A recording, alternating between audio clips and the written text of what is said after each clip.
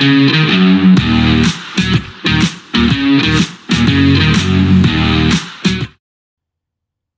welcome back to the Supercoach Nuff channel. In this video, we're going to review Week 8 of the 2025-26 NBA Supercoach season, as well as preview Week 9, which will kick off tomorrow morning. But for Week 8, it wasn't the best week for us. We only scored 643, which was top 20% for the round. Did see us only move down 111 spots overall, so still in the top 9% overall. So not too bad in that aspect, but obviously we are wanting to move up. So we'll see if we can fix that this week. So the team this week, we had Luka Doncic and Kevin Porter Jr. at point guard. 66 and 61 was an okay return. Nembhard we brought in as a cheapie.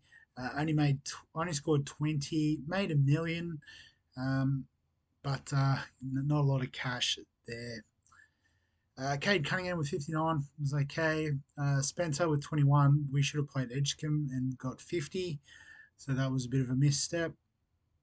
Jokic as captain was a bit of a fail as well. He only scored 57, which, as you can see, we had a different vice captain. Half with 29 was whatever. 50s are from Barnes and Newport on small forward. Wells with 22. Jalen Johnson is our VC, should have been our captain with the extra game. He scored 120, which was massive. So well done to those that captained him. Flag with 55 continues to go pretty well. Bailey with 27s, chugging along slowly. And Queen with 55 continues to make us a bit of cash. So in the game day this week, as it loads, so we did get a couple of wins. In the first league, we got a win over Ash's team, Punt Road United. Obviously, a Tigers fan there with the 609. So he had SGA for a 77, had Eamon Thompson for an 87, but I think just having Jalen Johnson was the difference maker there. But having a look through the league, looks like top score, Aaron, no harm, no foul, sitting first in the league, and probably rightly so. SGA with 77, had Johnson as captain. Obviously, Giddy with 94 was good too. Bridges with the 72, yeah, mid-priced, so did all right out of that. Nice one there, Aaron. And in the second league, got a win over Jared's team, NBA Dream Team, with a 577. So again, Jalen Johnson, the difference maker. He had Maxi, Avdia, and Edwards. But I guess top scorer in this league looks like Bianca's team, Luka Magic with the 758. Again, Captain Johnson, I think, was the key. We had Brunson with the 96, which was a great return.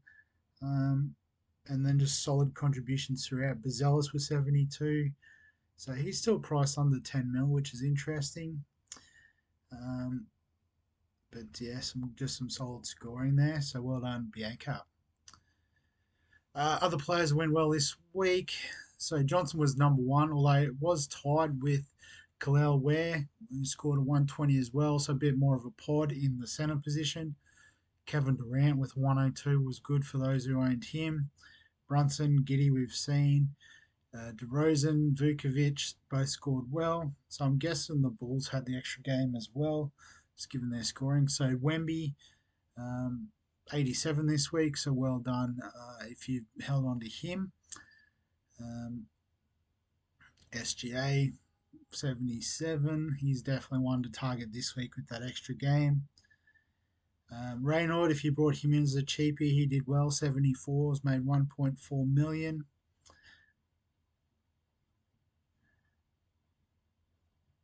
I don't see anything else super cheap there. Obviously, some around the $9-10 million price point, but they're not overly scoring a lot. Bub Carrington, 59 this week, has only the 3 games, but nice break even of 8. Perhaps if you need a cheap guard. But we will have a look at break evens as well. So Kevin Porter Jr. is still with the highest break even with a negative 33, or should I say lowest break even. Pat Spencer still got a nice break even, but only scored 4 points for the week, so probably an avoid. Vucevic, -11 break even, but looks like a few that were out for Washington aren't far off coming back. So yeah, Raynor with the -8. I think he is the cheapie of the week, just from what I've seen. Given that Sabonis is still out for a bit, so there is a bit of opportunity there. Huck Porty, remember him from the NBL game, so good to see he got a game for the Knicks. Um, After that, it's getting into the positives. So who was it we just talked about? Bub Carrington. So number 25 on the list. So it's not the worst break even, comparatively speaking. That's an interesting small forward center combo. You don't see that very often. But yeah, so won't muck around too much with this week. I already had a quick look at the trades before kicking off the video. So I think the first one's fairly obvious. Luka Doncic to SGA. Just SGA's got the extra game this week. Makes a lot of sense. The next one, so Scotty Barnes has done us a massive solid throughout his good fixture run. But we're going to switch to Abdia, who's got the extra game this week.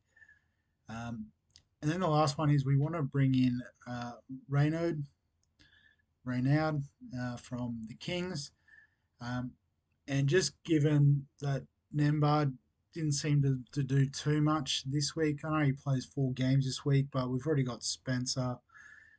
He's not going to play above Kevin Porter Jr., for example. I think Edgecombe Newport probably have better job security. So we're just going to move on from him. Gives us a bit more flexibility too through the point guard. It's hard having just 2 out and out point guards stuck there.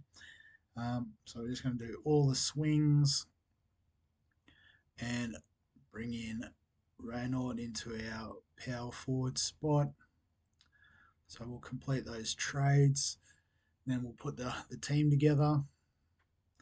So pretty much the guards are set, given SGA, Cade, and Spencer all play 4 games this week. And then obviously Kevin Porter Jr. over these two. So yes, we've got all the options here playing 4 games except for Jalen Johnson, but obviously we're going to use him. So it's just a question of who we want to sit.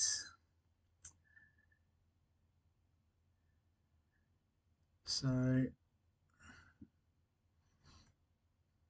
I guess we do have a bit of an option here of if we push,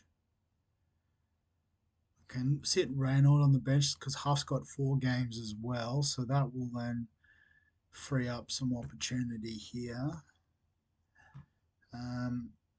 So and then probably I think I'd rather play Queen and Flag over Wells and Bailey. So I think if we flip things around like that, get Huff's score on field, hopefully 4 games. Should just check their depth chart. No, I didn't check Indiana to be honest. Yep, he's still listed there. NBA injury report. Just doing all the research on the fly, make sure he's not injured. No, so doesn't look like there's even any center injuries. It's his spot. So I'll just have a bit of a deeper dive into it. Yep. So yeah, he's got it over Jackson at the moment. Cool. So happy with that. So yeah, so I think that's the team. Captain, vice captain. So 4 games this week.